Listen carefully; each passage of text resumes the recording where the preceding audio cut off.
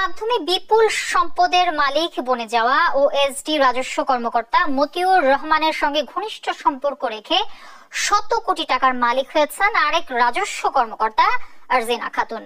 গ্রামে বাড়ি, ঢাকায় আলিশান ফ্ল্যাট, স্বর্ণ ও হীরার গয়না, পরিবারের সদস্যদের নামে জমির মালিক হয়েছেন মাত্র ৩ বছরে। আরজিনা খাতুন রাজস্ব বোর্ডের মূসক মনিটরিং, পরিসংখ্যান ও সমন্বয় বিভাগের দ্বিতীয় সচিব। আগে ছিলেন চট্টগ্রাম কাস্টম হাউসের উপকমিশনার।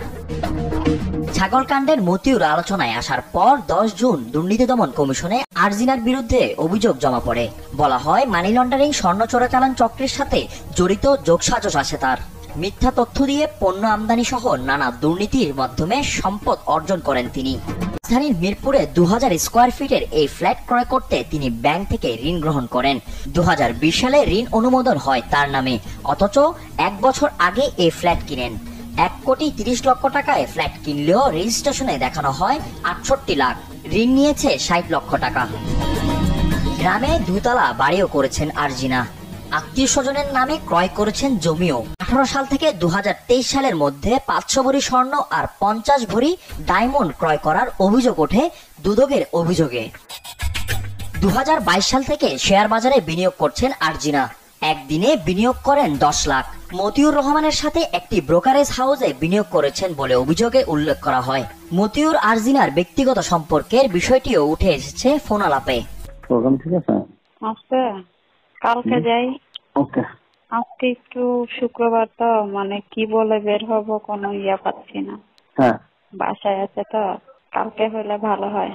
কালকে তো থাকবে ঢাকায়, রবিবার সকালে যাবো, তাই কালকে গেলে ভালো হয় একটু। ঠিক আছে। কালকে মনে হয় পারবো না, তাহলে 13 তারিখে। 13 তারিখ মন খারাপ হলো না? অসুবিধা নেই। একটু মানে শুক্রবার তো কি মানে কোনো খুঁজে পাচ্ছি না, কি বলবো, বাইরে যে যাবো আবার মাইন্ড মানে যদি কোনো সন্দেহ তৈরি হয়। সরকারি কর্মকর্তাদের অনিয়ম দুর্নীতি নিয়ন্ত্রণে সরকারকে আরো তৎপর হওয়ার পরামর্শ দেন টিআইবির নির্বাহী পরিচালক। এই ধরনের যারা অনিয়ম করছেন তারা কিন্তু যারা যে অনিয়ম করতে করতে সংস্থাগুলোকে এক ধরনের খাদের কিনারায় ঠেলে দিচ্ছেন, সেবা মান সর্বনিম্ন পর্যায়ে চলে যাচ্ছে ইত্যাদি একটা প্রেক্ষিত তৈরি হচ্ছে।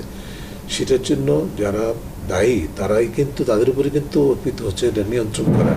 তো যার ফলে যারা যিনি নিয়ন্ত্রক তিনি যদি আসলে এই যে অপরাধের সুবিধাভোগী হন, সুরক্ষক হন, তাহলে তো সেটা নিয়ন্ত্রণ করা সম্ভব হয়। মানে আমি কি আপনাদের সাথে আসতে পারি? আপনারা আমাকে দেখেন, আমার কি আছে সেটাও দেখেন। আমি আসলে আপনাকে আমি জানি না আমার কি বলা উচিত। আমি মানে জাস্ট আমি খুব অসহায় জীবন যাপন করছি। মতিউরের সাথে সম্পর্কের কারণে ক্ষমতার অপব্যবহার করে আরজিনা বিপুল পরিমাণ সম্পদের মালিক হয়েছেন।